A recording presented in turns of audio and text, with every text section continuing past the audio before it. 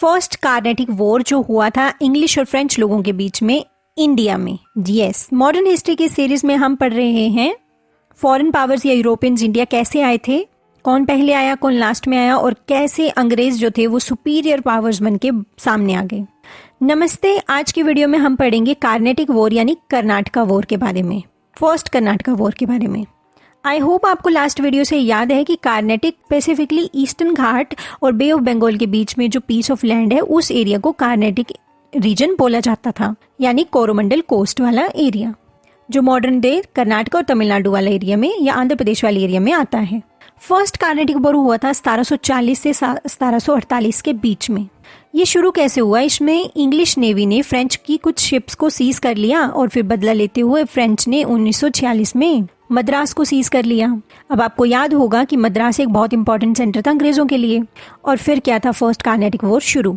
अब यहाँ ये बहुत इंपॉर्टेंट है कि ये जो भी फ्रेंच और इंग्लिश के बीच में वॉर हो रहे हैं ये वर्ल्ड हिस्ट्री से भी हैं, क्योंकि इनकी अपनी कंट्रीज के बीच में भी टसल चल रही थी और उस टसल के बीच में इंडिया में भी जो हो रहा है तो वहाँ पे भी तो टसल चलेगी, इसलिए ये टसल यहाँ होना शुरू हुई।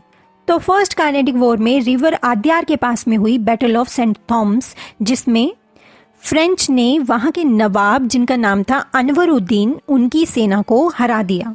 अब ये अनवर उद्दीन ये थे कार्नेटिक के नवाब। इस नाम को याद रखिएगा क्योंकि हम थर्ड कार्नेटिक वॉर में भी और सेकंड कार्नेटिक वॉर में भी इनके बारे में पढ़ेंगे। अब इसमें इंग्लिश कहाँ है? एक्चुअली इंग्लिश सपोर्ट कर रहे थे अनवर उद्दीन को।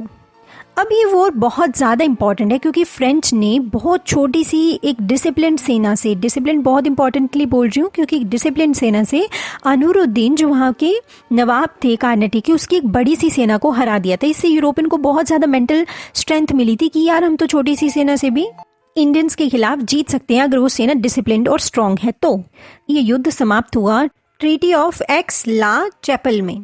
अब जैसे कि मैंने पहले कहा कि वर्ल्ड हिस्ट्री का बहुत इन्फ्लुएंस था क्योंकि उस टाइम पे जो ऑस्ट्रिया पर्शिया इन सब लोगों के बीच में लड़ाई चल रही थी तो उसका इम्पैक्ट था।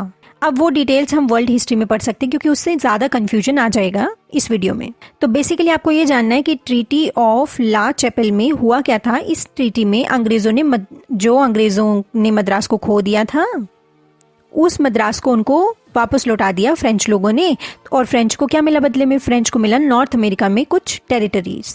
सो इन वेरी शॉर्ट 1740 से लेके 1748 में फर्स्ट कार्नेटिक वॉर हुई इंग्लिश और फ्रेंच लोगों के बीच में, जिसमें फ्रेंच ने इंग्लिश ने जिनको सपोर्ट किया था वो कौन थे? नेटिव थे, नवाब थे कहाँ के?